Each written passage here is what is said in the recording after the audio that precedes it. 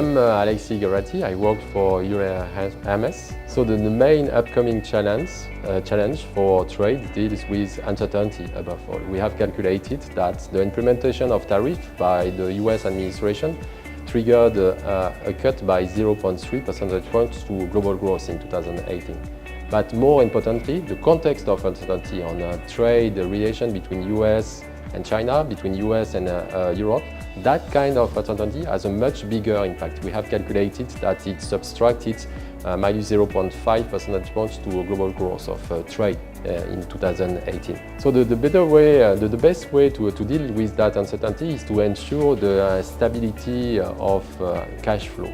And so it will get protected with a kind of insurance strategy in cooperation with partners like us to ensure the stability of the cash flow, to study in depth the level of risk at company level, at sector level, and at the country level. You need to study the interaction between the three of them to have in-depth, like we do, analysis of the risk at the global level. The first risk that we need to highlight is the risk related to a trade negotiation. And what we see at the global level is that we are still evolving in the context of pretty high uncertainty. If we have a negative outcome to the ongoing discussion between US and China, it could hamper significantly the level of growth at the global level. And so it will be painful for companies. The second element of risk for companies at the global level is related to innovation. And so we anticipate a lot of creative disruption alongside the integration of new technology in a global supply chain. So you will have a winner and you will have a loser.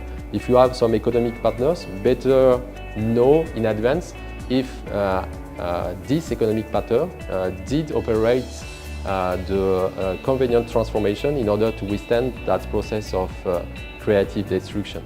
So that question is interesting because we have here the model of a two export-driven economy. So that kind of economies are heavily depending on the strength of external demand. And as I was underlining it, there are currently a lot of uncertainty in terms of global trade. So that's why that kind of country needs to attach a higher importance to redistribution in the short term, develop a more expansionary stance of fiscal policy, support a little bit more domestic demand, do a kind of a small pause in structural reform, but above all supporting domestic demand in the context of weakness of external demand.